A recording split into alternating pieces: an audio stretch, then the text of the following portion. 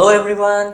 सो जैसे कि पिछले क्लास में अपने किया था रेशियोज़ के बारे में समझे थे, अकाउंटिंग रेशियोज़ के बारे में, और उसमें अपने ये भी सीखा था कि एडवांटेजेस क्या है, डिसएडवांटेजेस क्या होते हैं, क्लासिफाई कैसे किया जाता है, और अपने करेंट रेशियो के बारे में जो फार्मूलाज होते हैं, उसका जो कंसेप्चुअलिटी होता है, उसका जो आइडियल रेशियो होता है, वो सभी अपने समझे थे। तो जैसे कि मैंने बोला था नेक्स्ट क्लास में अपने करने वाले हैं न्यूमेरिकल्स, तो आज अपने करेंगे न्यूमेरिकल्स। तो ये रहा अपना पहला क्वेश्चन, जहाँ पर क्वेश्चन में ये लिखा हुआ है कि from the following particulars you are required to compute current ratio and quick ratio and make a comment on the answer ascertain. मतलब कुछ आइटम्स दिए हुए अपने को, उस आइटम्स के बेसिस में अपने को क्या करना है, करेंट रेशियो निकालना है और क्विक रेशियो भी निकालना है, और जो भी अपने आंसर आने वाला आएगा उसके ऊपर अपने को क्या करना है, कमेंट करना है। ठीक है, तो it's not a very tough question. अपने को मालूम है किस किस आइटम्स को करेंट एसेट बोलते हैं, किस किस आइटम्स को करेंट लाइबिलिटीज बोलते हैं। ठीक है, सो आप लोग इस क्वेश्चन का स्क्रीनशॉट भी ले सकते हैं फिलहाल के लिए, और या तो नीचे डिस्क्रिप्शन बॉक्स से आप डाउनलोड भी कर सकते हैं वो पीडीएफ को, ये सारे क्वेश्चंस का। ठीक है, सो let us start doing it, क्योंकि साइड बाय साइड मेरे को स्क्रीन में दिखाना थोड़ा मुश्किल पड़ेगा क्वेश्चंस को, क्योंकि अकाउंट्स का क्वेश्चन थोड़े बड़े होते हैं। छोटे छोटे जितने भी क्वेश्चन होंगे हम कोशिश करेगा आपको साइड में स्क्रीन में दिखा दें। ठीक, okay.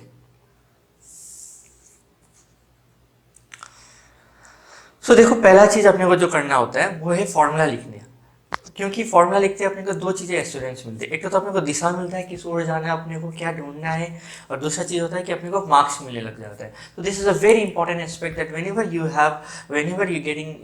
are getting certain numericals and you know the formula of that, start with the formula, right the formula. So at least आपका आंसर यदि गलत भी आ जाए तो टीचर को, एग्जामिनर को मालूम रहे कि आप एटलीस्ट फॉर्मूला आपको मालूम है और उसके ऊपर मार्क्स मिल जाए। ठीक है, तो ये चीज़ अपने को हमें कभी भूलना नहीं चाहिए, अपने को हमेशा फॉर्मूला से स्टार्ट करना चाहिए।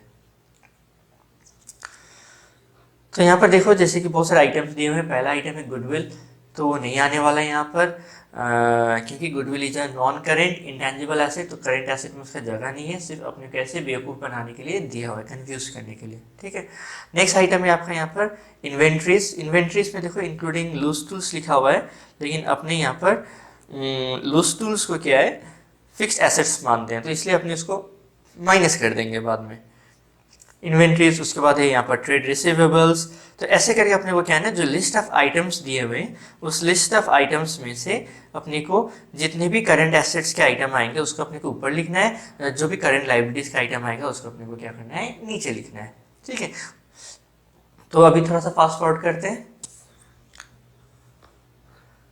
तो ये रहा अपना सोल्यूशन। सोल्यूशन में अपने को क्या किया, अपने कुछ नहीं किया सर, जितने भी आइटम्स थे करंट एसेट के करंट एसेट में लिख दिया आपने, और जितने भी करंट लाइबिलिटीज के आइटम्स है उसको अपने करंट लाइबिलिटीज में लिख दिए। ठीक है, नेक्स्टली अपने फिगर्स बिठा दिए। मेरा कोशिश ये रहता है कि इन्वेंट्रीज का फिगर ठीक उसके नीचे, ट्रेड रिसीवेबल का ठीक उसके नीचे, सो दैट कि अपने को बाद में चेक करने में ईजी रहे। फिर वैसे करके अपने सारे फिगर्स लिख दिए। 4,80,000 आया, करंट लाइबिलिटीज 1,50,000 आया, फिर से करंट रेशियो लिख दिया, फॉर्मूला अपने 3.2:1। ठीक है, so this is a very easy type of question, ऐसे पूछते हैं एग्जाम में। तो मेरा एक पार्ट हुआ। अब नेक्स्ट पार्ट है अपना क्विक रेशियो ढूंढने का। So let us find quick ratio now. Okay, so जैसे कि अपने को मालूम है, सबसे पहले अपने क्या लिखने वाले हैं यहाँ पर, फॉर्मूला। तो फॉर्मूला लिखेंगे अपने वी नो बोल के, we know quick ratio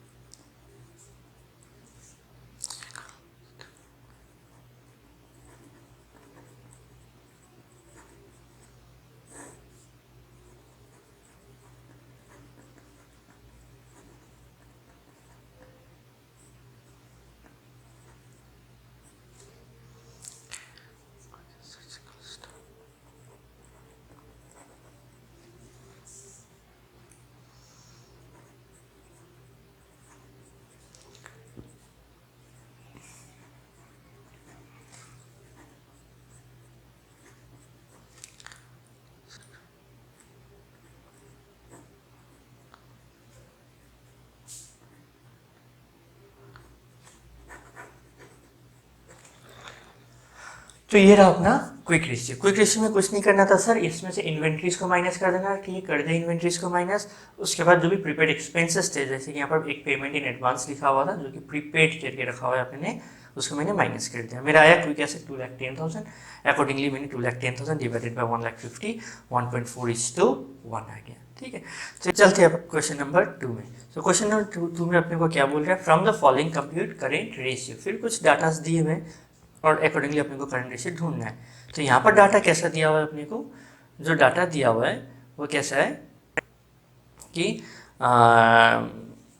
total assets, land and buildings, मतलब डायरेक्टली आपको करंट एसेट्स का फिगर नहीं दिया हुआ है, आपको अलग तरीके से दिए हुए हैं, मतलब नॉन करंट एसेट्स के फिगर दिए हुए, total assets, land and building, machinery, non current investment, share holders fund, non current liabilities. ठीक है, तो अपने यहाँ पर क्या कर सकते हैं, जो भी मेरा टोटल एसेट्स है, टोटल एसेट्स मतलब क्या हो गया, बैलेंस शीट्स में यदि अपने जाके देखें टोटल एसेट कैसे बनता है, non current asset plus current asset मिलके टोटल एसेट होते हैं। ठीक है, तो यदि हम टोटल एसेट में से नॉन करंट एसेट्स जितने भी उसको माइनस कर दें तो मेरे पास क्या बच जाएगा, करंट एसेट बच जाएगा। तो वही अपने यहाँ पर यूज करेंगे, you remember the balance sheet format जो पिछले क्लास में डिस्कस किए थे, एग्जैक्टली उसी फॉर्मेट को यूज करने वाले हैं। तो टोटल एसेट में से अपने यहाँ पर नॉन करेंट एसेट्स के जितने भी आइटम्स दिए उसको माइनस करेंगे, मेरे पास आ जाएगा करेंट एसेट्स। ठीक है, एंड नेक्स्टली यहाँ पर क्या है, share holders fund, non current liabilities. Total asset मतलब अपने को मालूम है वो क्या होता है, टोटल लाइबिलिटीज पे होता है, और टोटल लाइबिलिटीज में से यदि अपने शेयर होल्डर्स फंड को और नॉन करेंट लाइबिलिटीज को माइनस कर दे तो मेरे पास क्या आ जाएगा, करेंट लाइबिलिटीज। एक बार मेरे पास करेंट एसेट आ गया, करेंट लाइबिलिटीज आ गया, हम अपना आंसर ढूंढ पाएंगे। ठीक है, तो चलिए चलते।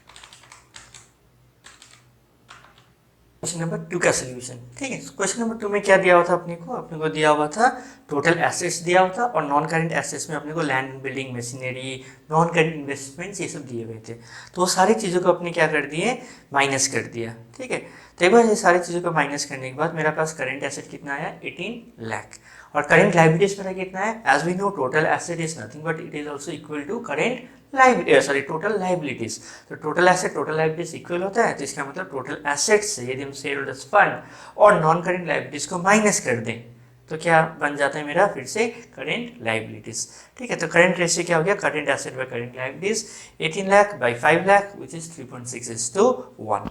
ठीक है, तो ये रहा मेरा सोल्यूशन 2 का। एंड बाय द वे ये सारे सोल्यूशंस भी आपको पीडीएफ के फॉर्म में मेरे नीचे दिए हुए डिस्क्रिप्शन बॉक्स से मिल जाएंगे। ठीक है, ओके, चलिए करते हैं अपने क्वेश्चन नंबर 3। ठीक है, क्वेश्चन नंबर 3 में क्या दिया आपको, वर्किंग कैपिटल दिया हुआ है एंड क्या दिया हुआ है, लॉन्ग टर्म डेट्स दिया हुआ है और टोटल डेट्स दिए हुए हैं। ठीक है, सो वर्किंग कैपिटल जो दिया हुआ है, वर्किंग कैपिटल बोलते हैं आपके दिमाग में एक चीज आ जाना चाहिए, current asset minus current liabilities आपको दिया, मतलब एक हिसाब से एक इक्वेशन दिया हुआ है, current asset minus current liabilities, और टोटल डेट्स में से यदि हम लॉन्ग टर्म डेट्स में माइनस करें तो मेरे पास आ जाएगा करंट लाइबिलिटीज। उस इक्वेशन में पुट करेंगे मेरे पास आ जाएगा करंट एसेट भी, और करंट एसेट करंट लाइबिलिटीज एक बार आ गया तो अपने करंट रेशियो तो ढूंढ ही पाएंगे। ठीक है, बी पोर्शन भी जो है, इसमें 2 क्वेश्चन था, ए और बी में भी क्या दिया हुआ है, वर्किंग कैपिटल दिया हुआ है, करंट एसेट्स दिया हुआ है। एक बार जब करंट एसेट दे ही दिया है तो इन्वेंट्री, ट्रेड रिसीवर अलग देने का कोई मतलब नहीं बन रहा, सिर्फ कंफ्यूजन करने के लिए ही दिया हुआ है। ठीक है, बिकॉज अपने को करंट एसेट मालूम है, वर्किंग कैपिटल के इक्वेशन में पुट करेंगे, करंट लाइबिलिटीज आ जाएगा और अपना आंसर आ जाएगा। ठीक है, चलिए इसका सोल्यूशन देखते हैं कैसे होता है। तो यहाँ पर देखते हैं अपने क्वेश्चन नंबर 3 का, वर्किंग कैपिटल अपने को दिया हुआ था 1,92,000, जिसका मतलब क्या है, current asset minus current liability 1,92,000 दिया हुआ है, इसको सी ए माइनस सी एल कर दिया, एक इक्वेशन में डाल दिया मैंने। ठीक है, कि उसके बाद लॉन्ग टर्म डेट्स दिया हुआ है 80,000, टोटल डेट्स दिया हुआ है 2 लाख, सो करंट लायबिलिटीज जो कि शॉर्ट टर्म डेट्स बोलते हैं उसको, ओके, वो क्या हो गया, total debts minus long term debts 1,20,000। फिर एक बार current asset minus current liabilities का इक्वेशन में जब हम पुट करेंगे तो 1,90,000 जो कि है इक्वल टू 1,92,000, करंट एसेट आ जाएगा मेरा 3,12,000। ठीक है, सो करेंट रेशियो जो है मेरा अब बन गया current asset divided by current liabilities. So current assets है 3,12,000, करेंट लाइबिलिटीज है मेरा 1,20,000। सो मेरा आंसर आ गया 2.6:1। सो इसका जो सेकेंड पार्ट भी था वो भी कोई बहुत ज़्यादा दिक्कत वाली नहीं है। इनफैक्ट उसमें तो सिर्फ ऐसे ही कन्फ्यूजन करने के लिए दिया है और मैंने इसीलिए इंकॉर्पोरेट किया बच्चे कन्फ्यूज ना हो जाए, क्योंकि इस टाइप के रेशियोज के चैप्टर में आपको कुछ डाटा जो होते हैं अननेसेसरी भी दिए जा सकते हैं। जैसे कि अपने पिछले क्वेश्चंस में भी देखा था कि गुडविल, प्रॉफिट एंड लॉस का बैलेंस, बस ऐसे कन्फ्यूज करने के लिए दिया हुआ था। ठीक है, तो वर्किंग कैपिटल जो है CA माइनस CL 4,80,000 एंड आपका करंट लायबिलिटीज आ गया 1,20,000, करंट एसेट्स था 6 लाख, करंट रेशियो आ गया 5:1। ठीक है, काफ़ी इजी सा था। क्वेश्चन नंबर 4 देखते हैं अपने। क्वेश्चन नंबर 4 में क्या है, एक फर्म के पास है करंट एसेट 7,20,000 का। समझते हैं, एक फर्म के पास ऑलरेडी करंट एसेट है 7,20,000 का, उसके बाद ये 30,000 का गुड्स जो है खरीदता है क्रेडिट में। ओके, तो ऑलरेडी जब इसके पास करंट एसेट था, जब ये उधारी में कुछ और खरीदता है तो इसका मतलब इसका करंट एसेट बढ़ जाएगा, स्टॉक बढ़ने वाला है।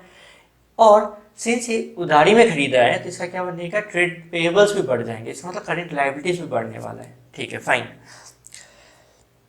After this purchase the current ratio was 3:1।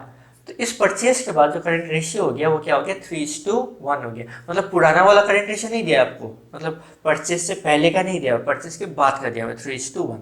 तो अब क्वेश्चन का रिक्वायरमेंट क्या है, ascertain the amount of current liabilities and working capital after the purchase. मतलब परचेज होने के बाद, वो इफेक्ट होने के बाद आपका जो करंट एसेट कितना है, करंट लायबिलिटीज कितना है, उसके बाद आप निकालो करंट रेशियो निकाल लो। ओके, लेकिन यहाँ पर सिर्फ करंट लायबिलिटीज ही मांगा है। ठीक है, फाइन, विल डू दैट। इसका सोल्यूशन देखते हैं कैसे होता है।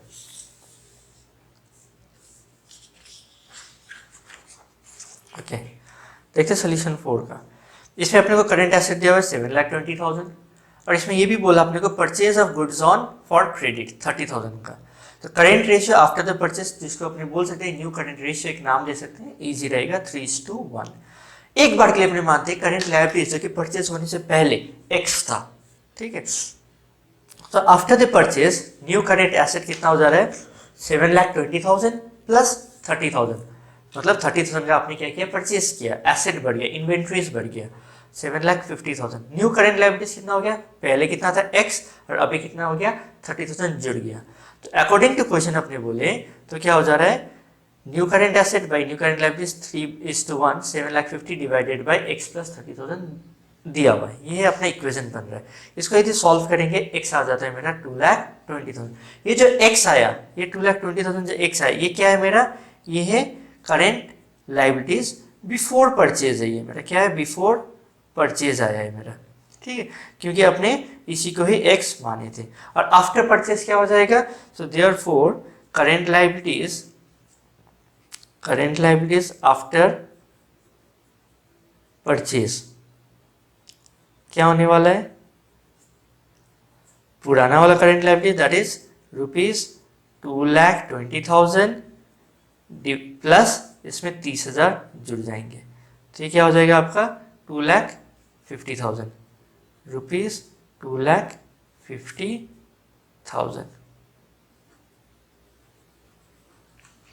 ठीक है, क्वेश्चन ने एक और चीज पूछा है कि एंड वर्किंग कैपिटल भी निकालना है। ठीक है, तो एंड वर्किंग कैपिटल निकालना है तो ठीक है, निकालते हैं। आफ्टर द परचेस मतलब न्यू वर्किंग कैपिटल कितना हो गया, न्यू वर्किंग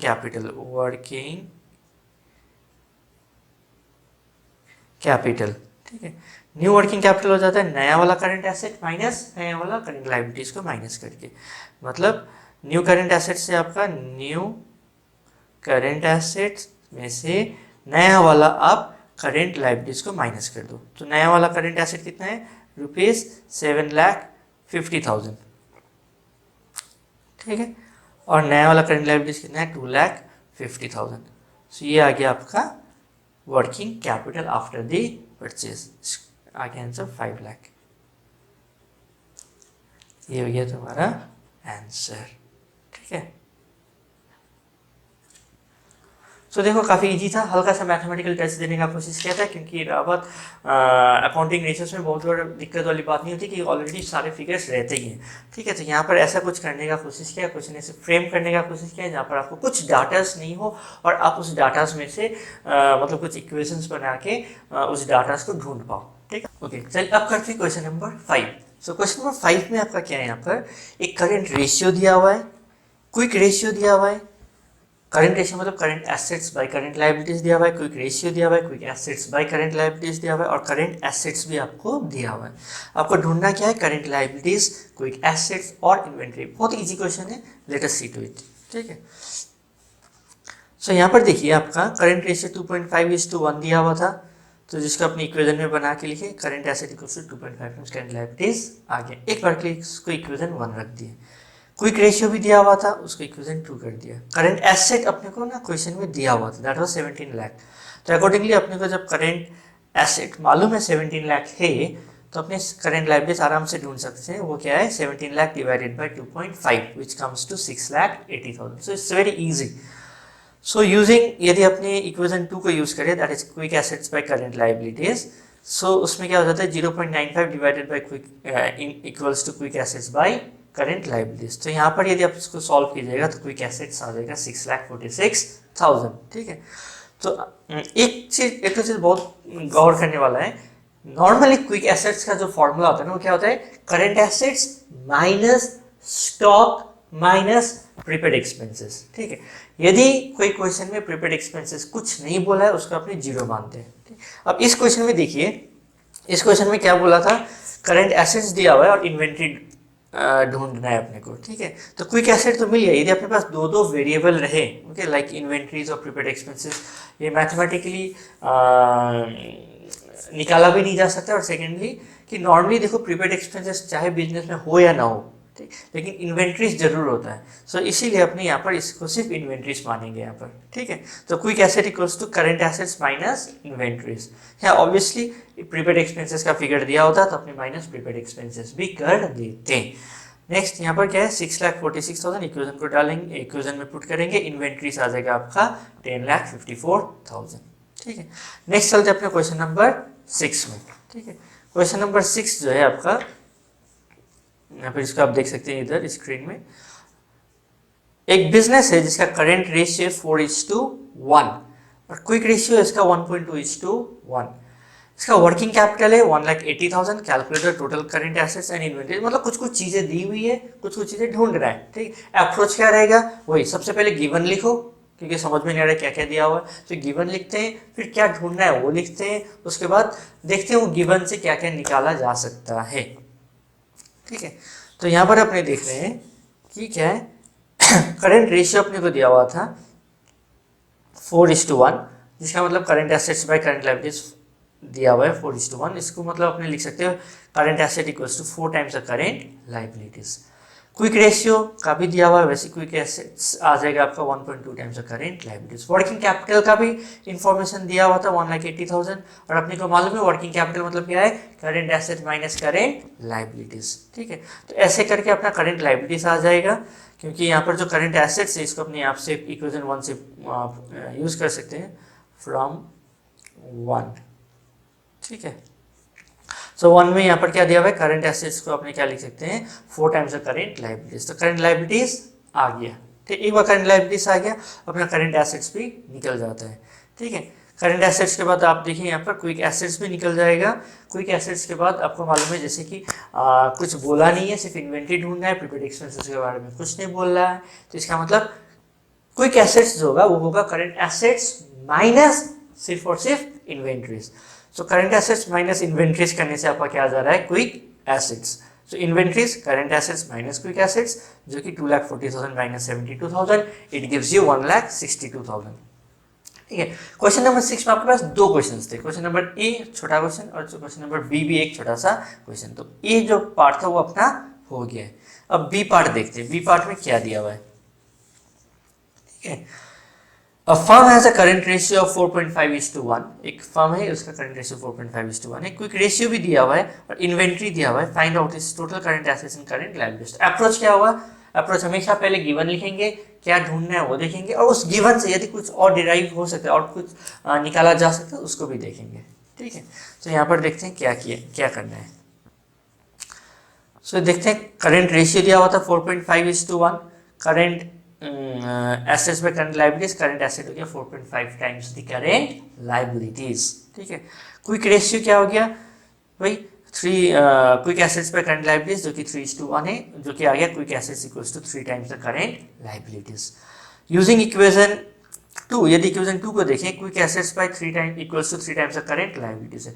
क्या हम क्विक एसेट्स को करंट एसेट्स माइनस इन्वेंटरीज लिख सकते हैं? हाँ, लिख सकते हैं सर। तो मैंने यहाँ पर लिख दिया। ठीक है, और करंट एसेट्स की जगह में क्या हम 4.5 टाइम्स द करंट लायबिलिटीज लिख सकते हैं? हाँ, लिख सकते हैं। तो यहाँ पर मैंने 4.5 टाइम्स द करंट लायबिलिटीज पे लिख दिया। अपने को इन्वेंटरीज भी यहाँ पर दिया हुआ है, तो अपने को सब कुछ दिया हुआ है, इन्वेंटरीज दिया हुआ है, सिर्फ करंट लायबिलिटीज ढूंढना है। उसको हम लोग पुट कर देंगे इन्वेंटरीज का वैल्यू और अपना करंट लायबिलिटीज आ जाएगा, दैट इज 48,000। तो once we get 48,000 as a current liabilities, उसके बाद अपने इस इक्वेशन 1 में पुट करेंगे, अपना आ जाएगा करंट एसेट्स भी।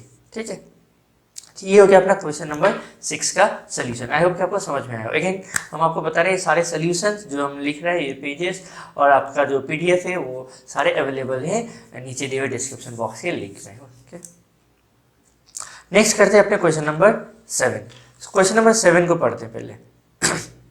क्वेश्चन नंबर 7 बोल क्या रहा है? क्वेश्चन नंबर 7 ये बोल रहा है कि वर्किंग कैपिटल ₹4,80,000 है, टोटल डेट्स दिया हुआ है, लॉन्ग टर्म डेट्स दिया है। Total debts, long term dates मतलब इंट्यूशन आ गया कि करंट लायबिलिटीज तो ऐसे ही ढूंढ लेंगे। इन्वेंट्री दिया हुआ है, प्रीपेड इंश्योरेंस भी दिया हुआ है। यहाँ पर देखिए आपको गौर करने वाली चीज है कि इन्वेंट्री भी दिया हुआ है और प्रीपेड इंश्योरेंस भी दिया है, मतलब प्रीपेड एक्सपेंस भी दिया है। सो यहाँ पर जब अपने क्विक एसेट्स निकालेंगे ना, तो अपने को गौर करना होगा कि current assets minus inventories minus prepaid expenses होगा। ठीक है, चलिए क्वेश्चन नंबर 7 को देखते हैं। क्वेश्चन नंबर 7 में कैसे होगा? ठीक है, क्वेश्चन नंबर 7 देखिए, वर्किंग कैपिटल टोटल डेट्स जो भी दिया हुआ था गिवन मैंने लिख दिया। अपने को ढूंढना क्या है? Liquid ratio. लिक्विड रेशियो का फॉर्मूला क्या है? लिक्विड एसेट्स पे करंट लायबिलिटीज। अपने को जो गिवन है उस गिवन में से क्या क्या निकाल सकते हैं देखते हैं। Current liabilities, total debts minus long term dates से आगे अपना करंट लायबिलिटीज। वर्किंग कैपिटल दिया हुआ था, वर्किंग कैपिटल का फॉर्मूला अपने को मालूम है, current assets minus current liabilities. तो current assets minus current liabilities करके अपने पास करंट एसेट्स भी आ गया। ठीक है, अब अपने को क्विक एसेट्स निकालना बड़ी मुश्किल नहीं है, क्योंकि करंट एसेट्स में से अपने इन्वेंट्रीज माइनस करेंगे जो कि दिया हुआ है, प्रीपेड एक्सपेंसेस माइनस करेंगे जो कि दिया हुआ है। तो दोनों के यदि अपने माइनस करें, अपना आ जाएगा क्विक एसेट्स। ठीक है, तो आ गया आपका क्विक एसेट्स भी आ गया, करंट लायबिलिटीज भी आ गया, लिक्विड रेशियो निकल जाएगा, that is quick assets by current liabilities. तो अपने को मालूम है क्विक एसेट्स लिक्विड एसेट्स सब एक ही चीज होती है। 7,20,000 डिवाइडेड बाय 6 लाख, आपका आंसर आ जाएगा 1.2:1। यो ओके, नेक्स्ट क्वेश्चन करेंगे, क्वेश्चन नंबर 8, जो कि ऐसे देखने में थोड़ा सा डिफिकल्ट सा लगता है लेकिन है नहीं। मतलब ज़्यादा तो मैंने देखा स्टूडेंट्स को थोड़ा सा प्रॉब्लम फेस होती है इस क्वेश्चन में। लेट अस सी क्या है। ठीक है, सो क्वेश्चन नंबर 8 में क्या दिया हुआ है यहाँ पर कि सर एक रेशियो है 1.6:1, उसमें करंट एसेट भी दिया है, करंट लायबिलिटीज भी दिया है। अब कंपनी का ना अकाउंटेंट जो है, इससे मतलब जो करंट एसेट है, जो करंट लायबिलिटीज है, उससे जो रेशियो आपका आ रहा है वो कितना आ रहा है? 1.6:1। ठीक है, अब जो अकाउंटेंट है या मैनेजमेंट है वो चाहता है कि करंट रेशियो ना कितना हो जाए? 2:1 हो जाए। ठीक, वो 2:1 होने के लिए वो क्या करना चाहते हैं? कुछ करंट लायबिलिटीज जो है उसको पे करना चाहते हैं। देखो इसमें वैरायटी ऑफ क्वेश्चंस हो सकते हैं। कभी कभी ये भी हो सकता है कि करंट एसेट्स को कुछ खरीद के मेरे को ये रेशियो को चेंज करना है। यहाँ पर क्या था? करंट लायबिलिटी को पे करके था। ठीक है, तो उस केस में अकॉर्डिंगली अपने डील करेंगे। तो यहाँ पर क्या है? कुछ करंट लायबिलिटीज को अपने पे कर रहे हैं, मतलब ऑब्वियसली पे करेंगे तो कैश में पे करेंगे, तो मतलब क्या होगा? मेरा कैश कम होगा और करंट लायबिलिटीज भी कम होगा। ठीक है, सो यहाँ पर देखते हैं इसको कैसे सॉल्व किया जाएगा। सो देखिए क्वेश्चन नंबर 8 का करंट रेशियो दिया हुआ है, डिजायर्ड करंट रेशियो क्या है? 2:1। कैसे? By paying off a part of current liability. ठीक है, let that part of the current liability be X. तो नया करंट एसेट क्या हो गया? 32 लाख में से आपका एक्स माइनस हो गया क्योंकि कैश चला गया। करंट लायबिलिटीज कितना हो गया? क्योंकि आपका करंट लायबिलिटी पे कर दिया तो लायबिलिटी कम हो गया, तो कम होने के कारण क्या हो गया? New current liabilities 20 lakh minus x. ठीक है। अकॉर्डिंग टू क्वेश्चन 2:1 चाहिए इस नया वाला करंट एसेट और नया वाला करंट लायबिलिटीज के से, ठीक है। तो अपने यहाँ पर देख रहे हैं इसको सॉल्व करें तो x आ गया 8 लाख। तो करंट लायबिलिटी जो कि मेरे को पे करना है वो कितना होगा मेरा 8 लाख होगा, ठीक है। सो काफ़ी इजी था। करंट रेशियो को लेके अपने करंट रेशियो, लिक्विड रेशियो, ज़्यादा लिक्विडिटी रेशियो को लेके जो कैलकुलेशन बेस्ड क्वेश्चंस हो सकते थे जो कि आ सकते हैं एग्जाम में, वो अपने ऑलमोस्ट कर लिए। ओके, एक कैसा आ सकता है, सिर्फ डाटास दे देगा, आप रेशियो निकाल लो, और एक कैसा क्वेश्चन देगा कि थोड़ा सा मैथमेटिकल टच वाला, किसी चीज़ को एक्स मान लो, क्विक रेशियो, लिक्विड रेशियो, ये करंट रेशियो, वर्किंग कैपिटल का कुछ रिलेशनशिप बना के करना पड़ सकता है। So anyways it will be very helpful for us, easy for us to do it. Next एक टाइप ऑफ क्वेश्चन आजकल जो ट्रेंड दिखा है, स्पेशली सीबीएसई में भी और आईएससी में भी आजकल आ रहे हैं, ठीक है। वो क्या है कि कुछ ट्रांजैक्शन के कारण रेशियो में कैसा चेंज होता है, तो अपने उस टाइप के क्वेश्चंस को भी देख ले रहे हैं। ओके, सारा क्वेश्चन सॉल्व नहीं करेंगे यहाँ पर अपने, यहाँ पर बस आपको ये बताने का कोशिश करेंगे हम कि इस टाइप ऑफ क्वेश्चंस को कैसे सॉल्व किया जाता है, ठीक है। तो आपको यहाँ पर क्वेश्चन नंबर सोल्यूशन ऑफ 9 में आपको सारा तो नहीं, क्योंकि इसका जो सोल्यूशन होता है ना वो जो आपका हिंट, जो आपका जो छोटा सा आंसर दिया जो छोटा सा आंसर आपका दिया रहेगा उसी में से आपका आ जाता है, ठीक है। वही इनफैक्ट लिखना पड़ता है कि रेशियो बढ़ेगा या घटेगा। इन केस कभी कभी क्रिटिकल सिचुएशन हो जाए, कैसे ढूंढा जाता है वो हम आपको बता देता है, ठीक है। तो यहाँ पर आप देखिए कि क्वेश्चन नंबर 9 में क्या दिया हुआ है, state giving reasons whether the current ratio will improve और डिक्लाइन और will have no effect in each one of the following transaction if current ratio. देखो, कुछ ट्रांजेक्शन होने के कारण ना करंट एसेट करंट लायबिलिटीज में भी कुछ चेंजेस होगा, उस चेंज के कारण क्या होगा, करंट एसेट और करंट लायबिलिटीज जो है ऊपर नीचे होने वाली है। तो ऊपर नीचे होने के कारण वो रेशियो ज़्यादा होगा या कम होगा या उतना का उतना ही रहने वाला है, ठीक है। तो लेट अस सी। तो यहाँ पर क्या बोल रहे हैं, पहला चीज पेड ₹50,000 एज अ क्रेडिटर, ठीक है। इसको यदि आपको समझ में नहीं आया तो सॉल्व कैसे करते हैं, ओके। सो नॉर्मली यहाँ पर केस 1 आपका करंट, आपका रेशियो कितना है 2.5:1, यहाँ पर है 2.5:1, यहाँ पर है आपका 1:1, 1:1, एंड इधर है आपका 0.75:1, ठीक है। जिसका मतलब क्या हो गया, therefore current ratio is equals to 2.5 divided by 1, यहाँ पर क्या हो जाता है 1/1, यहाँ पर क्या हो जाता है 0.75/1। अच्छा, ये जो रेशियो जो भी होता है ना, छोटा सा, जैसे कि मैंने फर्स्ट डे में बोला था, एकदम कंडेंस्ड फॉर्म में दिया रहता है। मे बी करंट एसेट्स हो सकता है 2,50,000 का और करंट लायबिलिटीज हो सकता है 1 लाख का। तो उसको अपने कंडेंस्ड फॉर्म में यदि लिखें तो उसको क्या रहेगा 2.5:1 रहता है, ठीक है। अब अपने को यहाँ पर क्या समझना है कि इसको एक बार के लिए ना कोई फिगर मान लेते हैं, ठीक है। फिगर कैसा मान लेते हैं, इसको अपने मान लेते हैं से, ठीक है। इसको हम लोग 2,50,000 मान लेता है, इसको हम डिवाइडेड बाई 1 लाख, ठीक। इसको हम कितना मान लेता है 1 लाख डिवाइडेड बाई 1 लाख। देखो, इतना करने का एग्जाम में दरकार नहीं है, क्योंकि